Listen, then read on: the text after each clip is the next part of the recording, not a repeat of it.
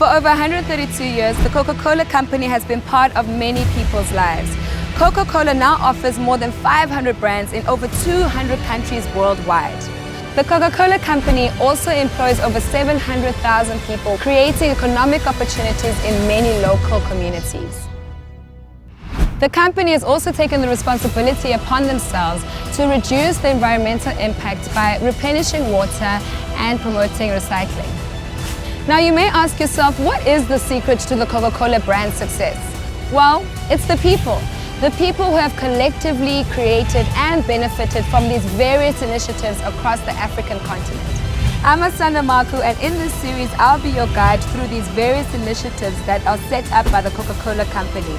So join me as I embark on the journey to find the secret formula.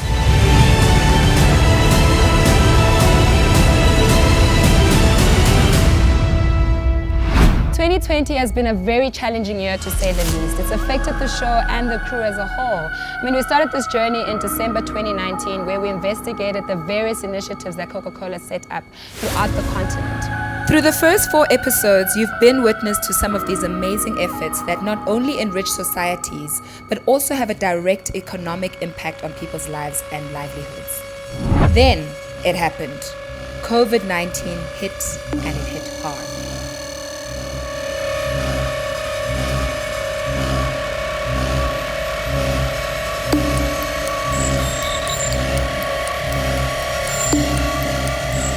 So in this episode, we're going to continue investigating how these initiatives and small businesses have been affected by this pandemic. And don't worry, we're all prepared for the interview with our very own COVID-19 procedures, which include masks, sanitizers, and of course, socially distancing ourselves from our interviewee. Okay, so I think we are ready to roll, team. So good to be back. But you know, new things. This is our new normal. Keeping our distance. We're not loving the face masks. No, this doesn't go with my Especially for those of us that wear glasses, they tend to mist up. Look, it's already misting up. Gone. This is even worse. Okay, this is not a look, guys. So any fashion people that are thinking of an idea, no, it's not working. It's not working. And how does it work with a weave? Oh, even worse. Listen, let me try. I mean, what? Ooh. Like, hello. Okay, but now, you take it off now. What happens when you take it off? There's issues. You have to hold on to the wig and it. First will both come off. Okay, hey guys, so, okay, no, I can't even breathe with this thing. We're back on the road. Feels so good to be back. I mean, I'm excited. You know, I've been wanting to be on location, be back on shoots, and you know, it feels good. So we're actually on our way to meet Stefan, who's gonna, you know, fill us in on how, you know, Coca-Cola is dealing with this new normal, you know, from a marketing perspective, and how they're coping, you know, in terms of, you know, their employees, their NGOs, their small businesses, because this is a global pandemic, and I can't wait to hear how Coca-Cola is coping, because I'm not. Stefan is the Business Unit Marketing Director. In this role, he leads the Southern and East Africa system in the development and execution of marketing, business strategies, and integrated programs that maximize profitable revenue growth and increase the long-term value of our brands. Well, as you can see, you know, protocol has been observed. This is our new normal, but it is a bit impractical to be talking to you, Stefan, like this. So I will remove this mask with half of my face, because makeup is all over it, but it's all good. But thank you so much, Stefan, for joining me on this cold winter morning in Johannesburg. Thank you for coming. You know, the first day we were allowed to go out. Yeah. I was jogging for almost 2 hours. Oh my gosh, because you were free. Yeah, I was free, and it was a great experience. Oh, nice, nice. How has Coca-Cola, like the company itself, responded, you know, especially with this COVID-19 pandemic? So we're a very human-centric company, and we always try to understand the people. Yeah, what is the consumer sentiment? When COVID hit, I think it became very apparent that people had different things in their heads than business as usual advertising. So the first thing we did here was to stop advertising. We went off air, we went dark, and actually I haven't experienced that in my career, 15 years career in Coca-Cola. Wow, yeah. First of all, because we could free up funds to donate money. Yeah, that was what was needed, and until today we donated around $5 million to NGOs, to government organizations, the Solidarity Fund in South Africa, We set up hand washing stations, we're producing and distributing hand sanitizers. So a lot of things came up, and that's really exciting for us. But we also wanted to figure out, together with our bottling partners, we have big assets, that we can leverage to do something good. Because our belief is we are part of an ecosystem, we're part of the community, and we want to do good for the community. And this is how the Stay Safe, We Care campaign was born. Just use our assets, our infrastructure to amplify that message issued by the WHO on how to protect yourself against COVID-19. In Africa, not many people have access to social media frequently. And the awareness about COVID-19 was very low. And governments were struggling, and we heard that, and we were trying to find ways to educate people. And we basically had the idea to amplify the 7 safety steps of the WHO to inform people. And we had brainstorming meetings, and there was a lady called Bronwyn. She's our head of design and packaging, and she said, look, if you post on social media, we'll still get to the people who have social media anyway. Yes. But why don't we put it onto our labels on the bottles, because they will go anywhere. So I had to call the CMO, and I asked him, can we do that? And he said, yes, of course, do it, go ahead. So we got permission. We put it on our Coca-Cola labels, also on the labels of our water brands in the region. And in 2 weeks, that was out in the market. So everybody was doing their part to get this out as fast as possible. First of all, we need to make sure that our products are affordable. So through our reusable glass bottles or reusable PET bottles, we make sure that we bring the price point down, that these are highly available. We make sure that we send a positive message. So Coke has to be your companion, inspire people, see the glass half full. This is what we do now. As we move on, we will obviously adapt to the new normal. Now, Stefan, can you just tell us how, from an internal point of view, in terms of your employees at Coca-Cola, with the offices just being up the road, how has it impacted your employees? Obviously they have to be working from home. Have they been able to, adapt to that new change? It's not easy. Work from home sounds fun when you usually don't work from home. But then when you have to work from home for a longer period of time, you see the downsides from working from home. So you in terms of staying disciplined, or away from the distractions, I'm sure. I don't know if that is the biggest issue. I think it's more the human contact. To see because at the end of the day we're a big family, and it's good to see a lot of my colleagues have become friends, and it's good to see them and ask them how they are. Now, you're in a virtual environment, and it's not as easy to interact. So we have put, mechanisms in place. We have virtual coffees, we have virtual town halls, we have a lot of virtual meetings to incentivize people to share. And the good thing is it has added a lot of human touch, But what I just wanted to highlight is we also, for us, if you have an office job, it's relatively easy nowadays. But we have a lot of people who have to deliver the product, who have to work in supply chain and produce our beverages, and they cannot work from home. Kudos to everyone who is actually in the front line, producing the product, delivering the product in these difficult times.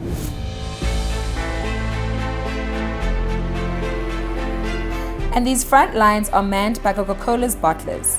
Since we can't travel across provincial borders, we've managed to conduct a virtual interview with Coca-Cola Beverages Africa's CEO, Jacques Vermeulen. To protect employees' safety at CCB is our number one priority. We are determined to follow the guidelines from health authorities to create a safe environment for all our employees, whether they're at the office, production or distribution facilities. We have introduced many cleaning routines and improved hygiene protocols, as well as providing hand sanitizers to our employees and then positioning them in strategic places across our premises. Overall, we are encouraging good hygiene and good behaviors such as social distancing to prevent the spread of the virus. We're also doing as much as we can to serve our communities during this pandemic, and it's an incredible difficult time for a lot of people out in the markets, and we see it as one of our key objectives to partner with government to provide relief efforts across these markets where we operate. While production and distribution facilities continue to operate, we have adjusted our ways of working to protect everyone's safety and well-being. As far as the impact on our business is concerned, we are not immune to the economic effect of this pandemic. For some context, since the beginning of April, the Coca-Cola system globally has experienced a volume decline of approximately 25%, with nearly all of this decline coming from the away-from-home channels. The impact on the second quarter and full year 2020 is not entirely clear at this stage for us. However, it also depends on how quickly the local economies can get back up and running. We are, however, doing a lot of scenarios and planning to be able to ensure that we are proactive in how we take steps. We're building trigger points and we're communicating very clearly across our footprint in terms of what needs to be done. For us at Coca-Cola Beverages Africa, we are focusing on supporting our customers, managing our costs effectively, and retaining liquidity as much as we can. It's key for us to keep the economic activity going across our value chain in support of direct as well as indirect employment in the system. We are working together in the Coca-Cola system to navigate this unprecedented crisis, and we are confident that we can emerge stronger and more resilient than we were before. This COVID-19 coronavirus, it is real. I mean, it literally shut the whole world down. Before you guys saw me, we were on our roll. We still needed to travel. We still needed to go to Uganda, Kenya, and then no, Corona decided to come and shut all that down. 2020 plans gone. I haven't been coping, guys. I'm very social. I love being out, being around people. So it's been a huge adjustment for me, I'm not saying I'm a boring person, but I needed to really get to know Asanda, who she is, what she likes, what she does when she's alone. It's been tough, but somehow I've also been connecting more with family members and, taking time to actually, check up on them. But it's not normal though, I don't want to accept that it's the new normal. We need to socialize. Kids need to be playing. They mustn't be cooped up in their house. I mean, their childhood is basically affected by 2020. They'll always remember this year where they couldn't go out and play, So for me, honestly, I can't wait till level 2 or level 1, where things are just back to normal. Of course, we would have learned from this in terms of sanitizing, keeping clean. It's taught us a lot of new things in terms of just making sure we take care of ourselves. I think the mask must stay in place, sanitizers, but in terms of socializing and being around people, that needs to come back slowly. Next stop is the home of Camilla Osborne, Head of Communications for Coca-Cola Southern and East Africa. As the Coca-Cola company and the Coca-Cola system, we have expertise in distribution, for one. So we helped NGOs and ministries of health distribute masks, PPE, food, various things to really far-flung communities, which the ministries it would have taken weeks to get that equipment out there. We also used our expertise in operations or bottling. So within about 3 weeks, our bottling system in Uganda and Ethiopia, they created a hand sanitizer which could be produced on the bottling lines. And bearing in mind the bottling lines bottle non-alcoholic beverages, and these hand sanitizers have to be at least 70% alcohol. So there was a lot of work that went into the background, but the impetus was that this is a clear need, because in many of the countries across Africa, the sanitizers were just too expensive. And then the last area of expertise was really around, and it doesn't really seem something that we would be experts in, but access to water and sanitation. And the reason why we were able to help in this area is because for over a decade we've been working with various NGOs across 42 countries in Africa through our Replenish Africa initiative, and this is a water access and sanitation initiative. So we used that 10+ year experience with working with NGOs, working how really deep-rooted grassroots communities access water, how they use water, how they can use that to from a hygiene perspective. And of course, in this particular time, hygiene and sanitation is one way to prevent as a preventative measure against the virus. So we set up a lot of hand washing stations, also in border points. because trade still has to continue to a certain degree. So all of the plans that we've been doing from the outbreak phase, recovery phase, to support communities during this time has really been together with the bottling system. We wouldn't be able to do half of the stuff that the bottlers can do. Okay, so we're on our way to meet Dorcas Onyango, who is the head of sustainability for East and Southern Africa. You know, we're just going to chat about how this pandemic, global pandemic COVID-19, has affected the initiatives that they've been working on. Can you tell us why was it important for Coca-Cola, you know, to support the efforts of this COVID-19 pandemic? We understand the level of impact that COVID-19 will have on communities, on health systems, and on economies. And it concerns us because we've always been concerned about communities where we operate. So we've partnered with governments and with NGOs who are working locally to make sure that we respond and support disadvantaged communities primarily to protect themselves. We are using our logistics capabilities to make sure that needed medical commodities, either that we've donated or that have come from other entities that we work with, get to where they need to be. We're working to make sure needy communities and very vulnerable populations have access to food and water, that our frontline health workers get water and that they need the protective equipment that they need, that once again have either been donated by ourselves or by other entities so that everybody can protect themselves. We're also using our marketing expertise to make sure we demystify health messaging that has been recommended by WHO or by local governments, and that they also reach the right populations everywhere in all the countries that we are working in. Overall, the Coca-Cola Company, its bottling partners, and the Coca-Cola Foundation has committed $17 million across Africa to help those most vulnerable, prevent the spread of the virus, and contribute to the recovery of local economies. Now, you brought up Project Last Mile. How has this pandemic affected, you know, the usual day-to-day, you know, business in terms of patients going to collect ARVs, for instance? You know, have they been scared to go and collect, you know, because of this, you know, not knowing who's got COVID and who doesn't at the hospitals, for instance? And how have you been able to control that? Now that Corona was threatening our health systems and we needed to make sure the health systems remain strong to respond to the pandemic, we are going to be accelerating that work. So we continue to work with the government to make sure that our chronic patients for HIV, diabetes, and other diseases continue to receive their medication where they are. So irrespective of the restricted movements, because of that distribution being improved, health systems are not stretched where other patients need to be catered for. So that redistribution and that reorganization has come in handy now more than ever. And we will be augmenting this with HIV campaigns that continue to reinforce the message to these patients that they can protect themselves, they can continue to receive their medication in the right space.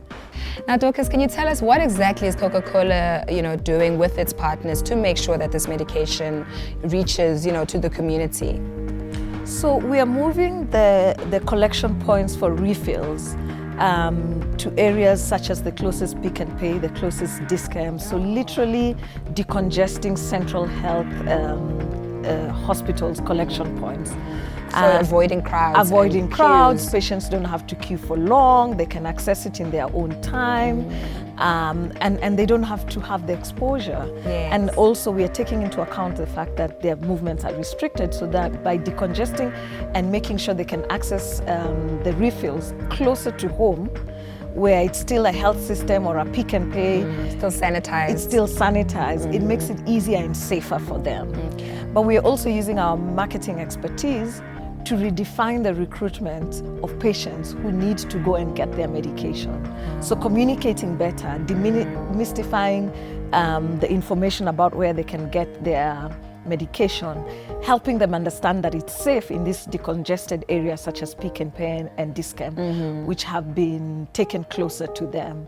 And so we've created and enabled an infrastructure and a belief that they can get their refills. Now, we had the pleasure of going to Eswatini to see exactly what you're doing with Project Gold Champ.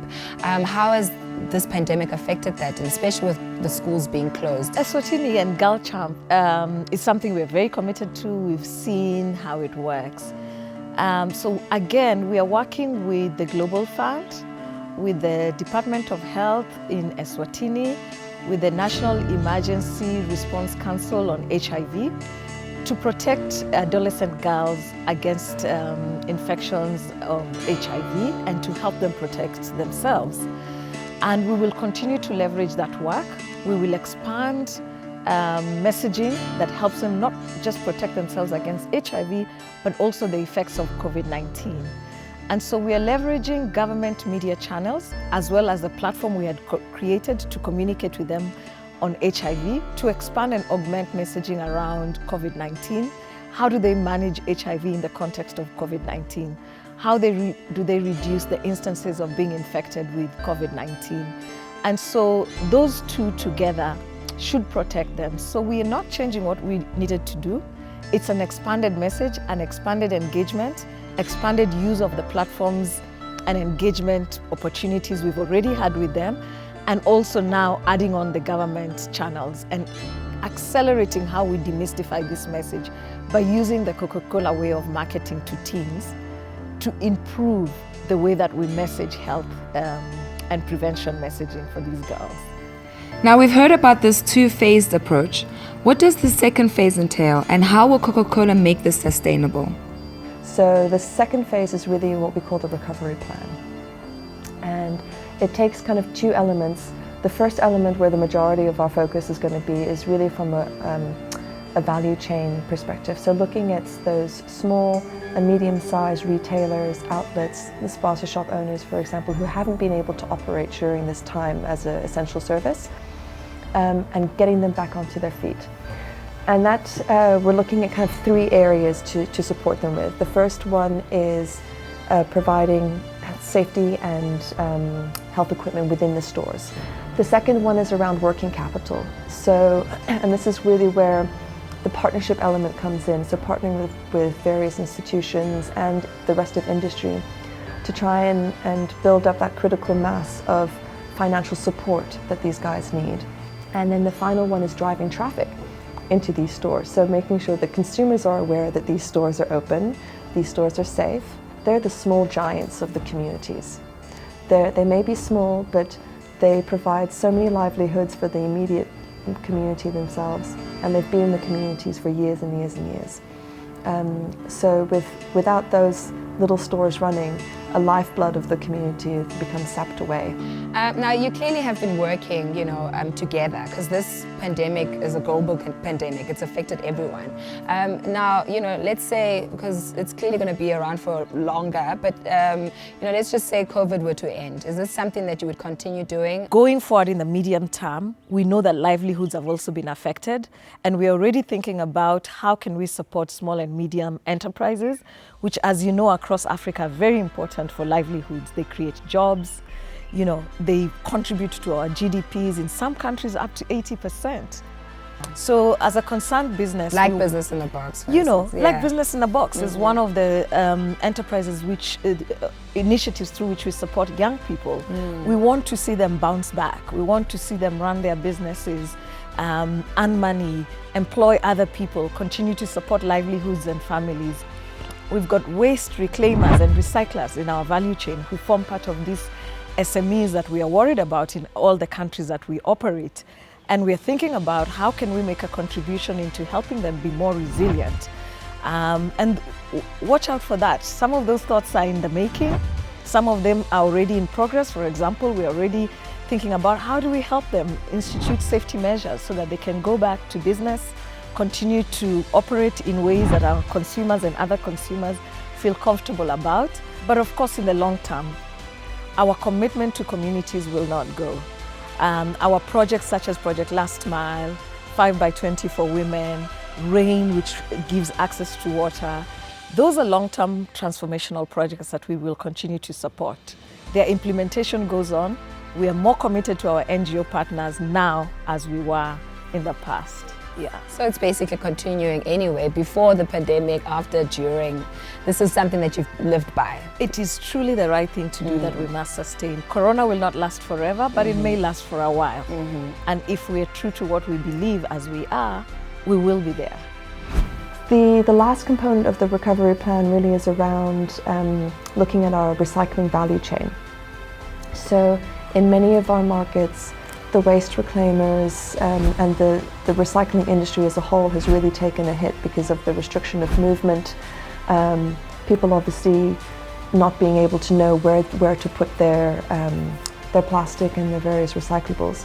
So we're working with the likes of Petco, which is the PET recycling company, to support these waste pickers who haven't been able to operate over the last 2 months, and to provide them with extra PPE, for example, extra funding, and to get the recycling value chain back up and running with subsidies and things like that. I always feel that things do happen for a reason to balance us out.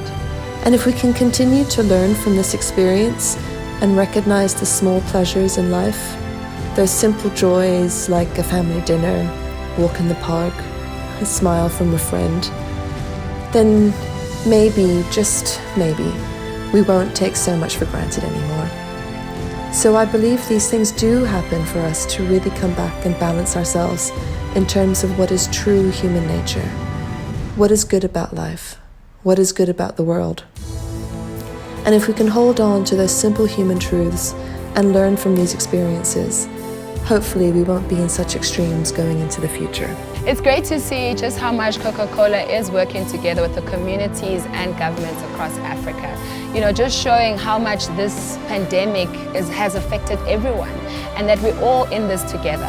Hopefully, you know, soon we will get back to some sort of normality, but for now, it's great to know that we are in this together and we're taking the right precautions like sanitizing, putting on masks, and, you know, still telling the stories. So I'm proud to be part of this. The one thing I do miss is to travel and actually go to these communities and see how much this pandemic has changed their lives.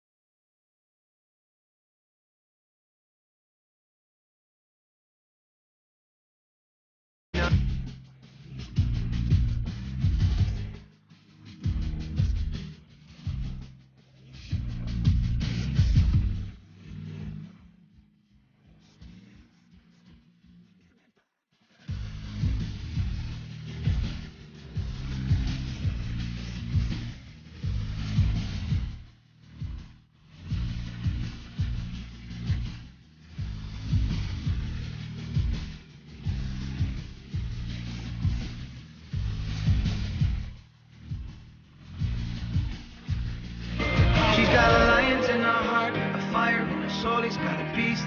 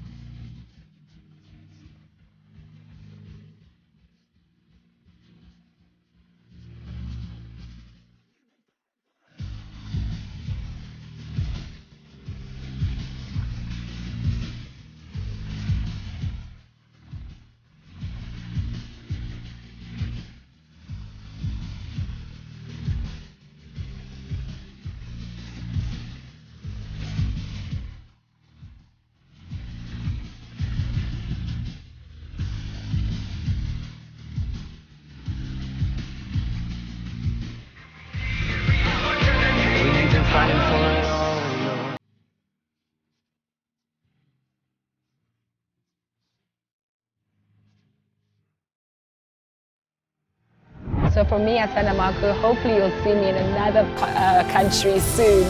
But until then, later.